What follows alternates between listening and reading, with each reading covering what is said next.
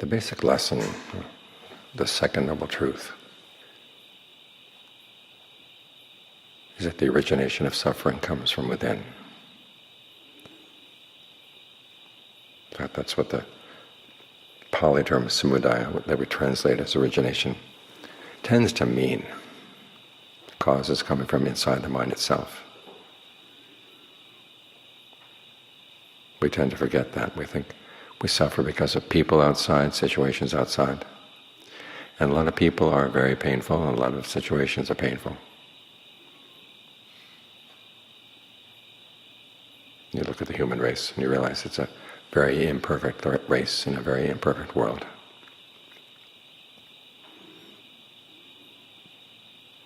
But if the true source of suffering were outside, we'd be hopeless. We'd have to make the world a perfect place. And it resists being perfect. Even heavenly worlds are not perfect. They have their pleasures, but then you fall.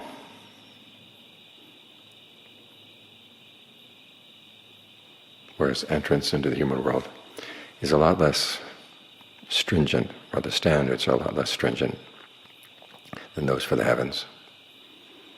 People with pretty mixed karma can come here. So you're bound to meet up with all kinds. And if you allow yourself to get upset about those things, you tend to forget it's you who are getting upset because you're clinging to things inside, you're craving things inside.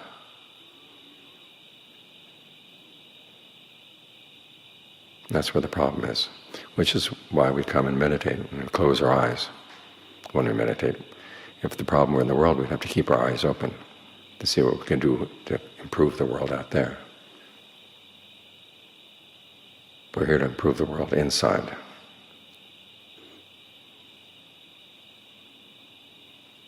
Which is why when we establish a frame of reference, it has a double side. On the one hand, you stay with the body in and of itself, as when you're focusing on the breath right now. Letting the breath come in, go out, have a sense of ease as it comes in and as it goes out.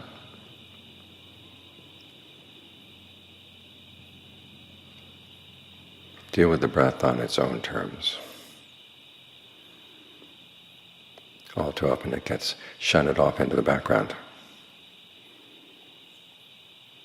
as you feel you have more important things to focus on. And there are times when you do have to focus on other things.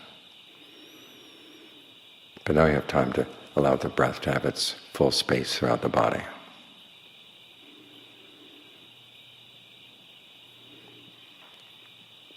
The other task, of course, is to put aside greed and distress with reference to the world.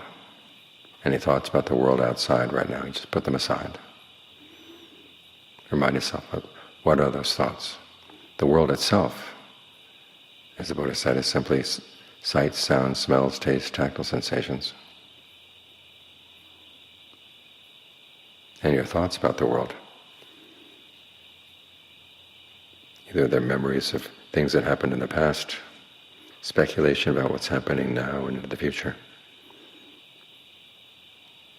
But at the moment they're just thoughts.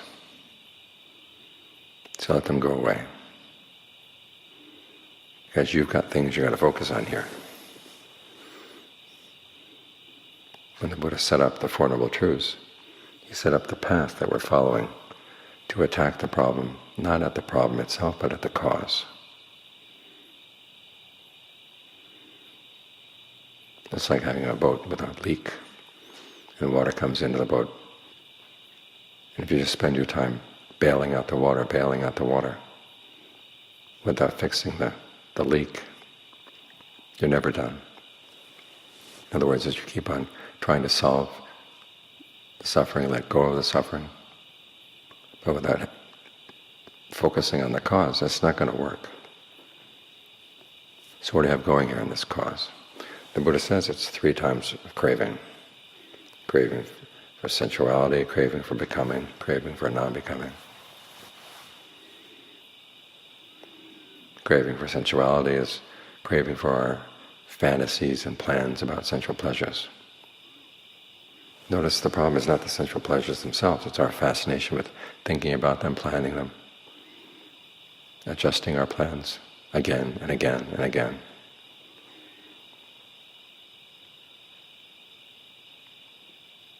We seem never to tire about this process of fantasizing, about this pleasure would be nice, that pleasure would be nice, this sight, this sound, this smell, this taste, this touch.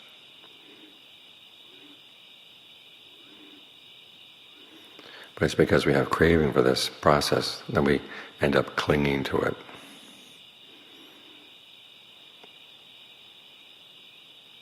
And in the clinging, there's suffering. The second cause, the Buddha said, is craving for becoming. This is your desire to take on an identity in a world of experience. It starts by focusing on a desire. When the Buddha talks about craving that creates suffering, you may remember it's tattara tattara abhinandini, delighting now here, now there. You focus here, focus there, and around those little spots of focus, which act as nuclei, you create a world. And then it's an idea of yourself in that world. That's the becoming. The self could be the self as the consumer who's going to enjoy whatever you desire. The self is the producer who can bring it about. And then the self is commentator who comments on both the agent or the producer and the consumer, to see how well they're doing, how they might do better.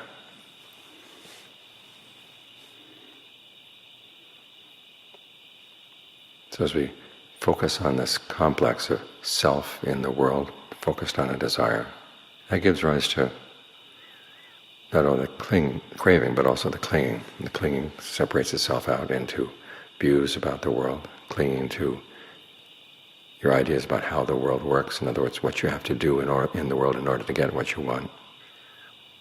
And then you as the person inside negotiating between your wants and what the world offers.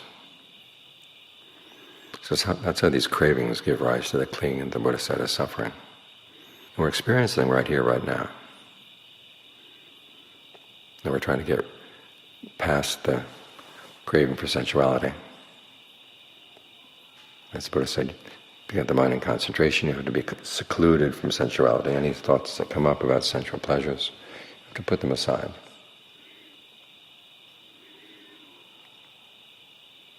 Instead, you create a becoming here around a different kind of pleasure, the pleasure of form, the body as you feel from within. And you try to adjust it. So this is a good place to be. This is going to be your food on the path. But you learn how to use it to see into other becomings. In other words, any thought world that would arise in the mind right now that has nothing to do with the breath, nothing to do with them focused on the breath. You've got to let it go. This is going to be good practice. Because when you die, that's what's going to happen. A thought world will appear.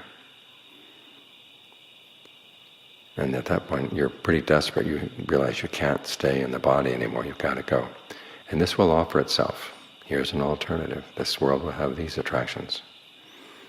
Over turns out, if it's a world based on bad karma, there's a sense of compulsion that, okay, you've done something wrong. Here comes the punishment. You have to remember in every case, you still have choices.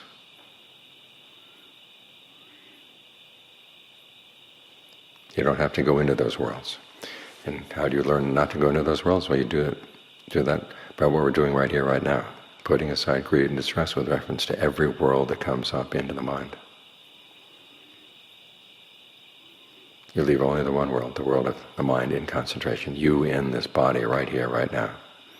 Try to make that as solidly established as you can. With a sense of well-being as best you can. Of course, at the moment of death, the body will not create a sense of well-being. But by that time, you should have a sense of just awareness itself, being able to look after itself. That's what we're working for here.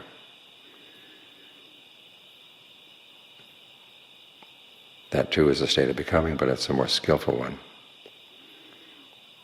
And it puts you in a good place not to have to feel that you go off after those other becomings.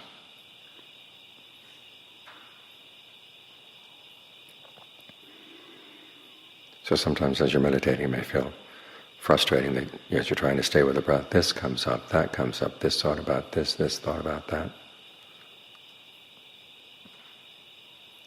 And you have to fend these things off.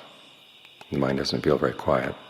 But remind yourself, you're learning an important skill, how not to slip into these vagrant becomings.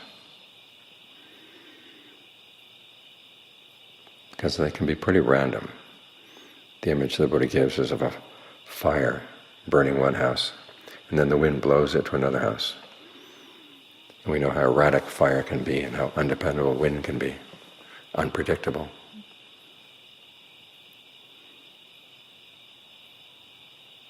That's what you'll be faced with at that point.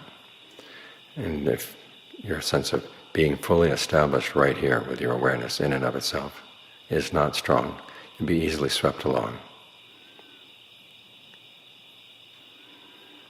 But if you're used to seeing thought worlds appearing in the mind and then going out little ways and then disappearing, while you don't go with them, you will have had some practice.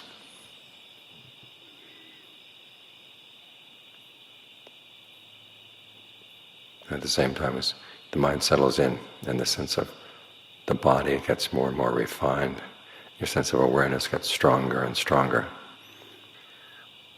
You'll be providing yourself with a good place to stay when the time comes where you simply cannot stay with or not anymore.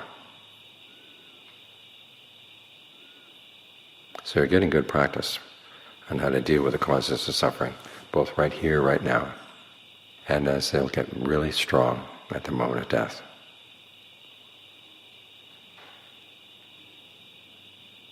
Now this is work nobody else can do for you. People out in the world keep on saying, why are you so selfish meditating when there's so much suffering in the world that needs to be attended to? Well, we don't just meditate. The practice also involves generosity, involves virtue. But the fact that you're doing something here that nobody else can do for you and that you can't do for anyone else, that should give you a good sense of priorities. This is work that has to be done within. After all, the true causes of suffering are within. The work is within.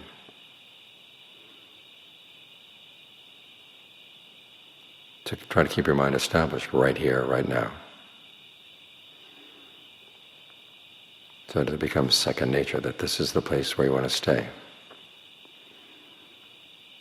You're not going to get pushed off easily. You're not going to get swept away by any vagrant storm winds that come by that would pull you to some places where you don't want to go.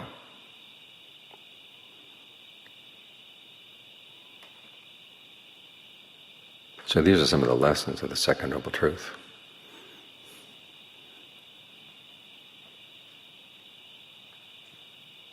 And as Venerable Sariputta said, if you want to understand the Dhamma, you have to see how it all fits into the Four Noble Truths. So if you want to understand what you're doing right here, right now, remember, you're here to attack suffering at its cause. So you've got to understand the cause. And the strategic challenges it presents. You tend to like your cravings. You tend to like the states of becoming you take on. And then you decide you don't like them.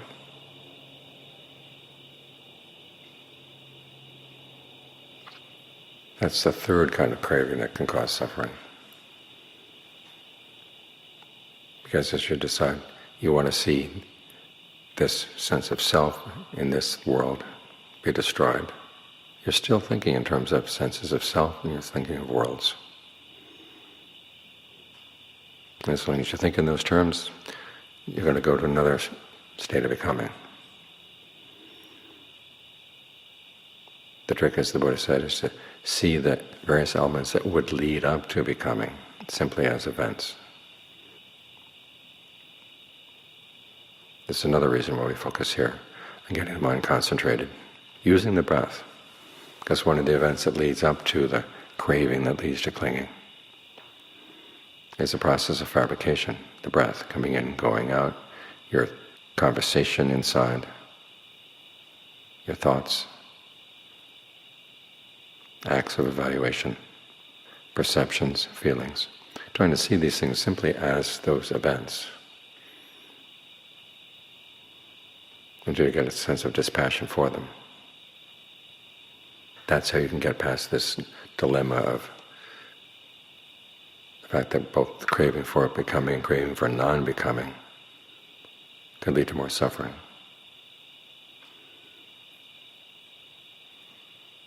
So we're here to get the mind into concentration so we can see these processes as they form before they coalesce into states of becoming. Again, the practice we get in nipping these things off with the bud is going to be really useful, not only in handling death properly, but as the Buddha said, this is the path to awakening. So that ultimately you can go beyond birth and death entirely.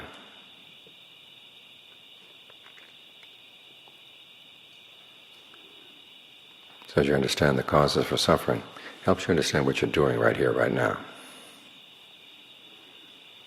It's good to keep these things in mind.